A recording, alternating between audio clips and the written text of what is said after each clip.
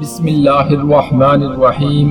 شروع اللہ کے نام سے جو بڑا مہربان نہایت رحم کرنے والا ہے۔ اسلام میسج کے پیارے دوستو، آج کی اس ویڈیو میں ہم آپ کو بتائیں گے کہ جنت میں مردوں کو حوریں ملیں گی تو عورتوں کو کیا ملے گا۔ تو اسلام میسج کے پیارے دوستو، عورتوں کو جنت میں ان کے وہ شوہر ملیں گے جن کے نکاح میں وہ تھیں، بشرطہ کہ شوہر بھی جنتی ہوں۔ اگر کسی عورت کا شوہر جنت میں نہ جا سکا تو وہ کسی اور جنتی مرد کے نکاح میں دے دی جائے گی۔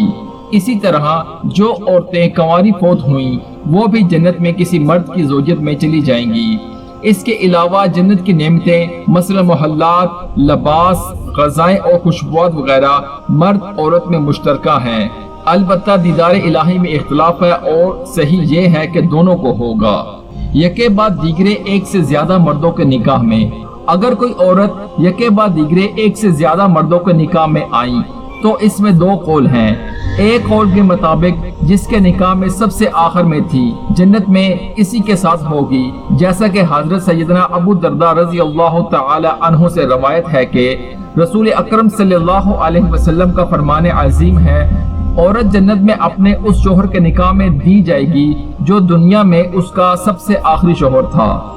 دوسرا قول یہ ہے کہ جس کا اخلاق زیادہ اچھا ہوگا اسے ملے گی، جیسا کہ ام المومنین حضرت سیدنا ام سلمہ رضی اللہ تعالی عنہا نے عرض کی، یا رسول اللہ صلی اللہ علیہ وسلم، بعض عورتیں دنیا میں 2، 3 یا 4 شوہروں سے یکے بعد دیگرے شادی کرتی ہیں، پھر مرنے کے بعد وہ جنت میں اکٹھے ہوں تو وہ عورت کس شوہر کے لیے ہوگی؟ ارشاد فرمایا اسے اختیار دیا جائے گا اور جس خاوند کا اخلاق دنیا میں سب سے اچھا ہوگا وہ اسے اختیار کرے گی اور کہے گی، اے میرے رب عز و جل، میرے اس خاوند کا اخلاق سب سے اچھا تھا، لہٰذا اس کے ساتھ میرا نکاح فرما دیں۔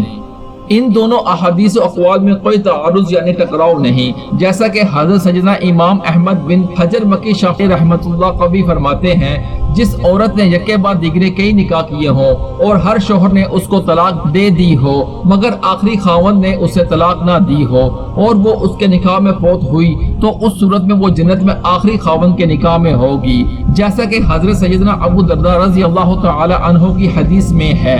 طلاق کے بعد کسی کے نکاح میں نہ تھی۔ دوسری صورت یہ ہے کہ اس کے متعدد نکاح کیے اور ہر شوہر نے اس کو طلاق دے دی اور جب وہ فوت ہوئی تو کسی کے نکاح میں نہ تھی تو صرف اسی حالت میں اسے اختیار دیا جائے گا اور جس خاوند کا اخلاق دنیا میں سب سے اچھا ہوگا وہ اسے اختیار کرے گا، جیسا کہ حضرت سیدنا ام سلمہ رضی اللہ تعالی عنہا کی حدیث میں مذکور ہے۔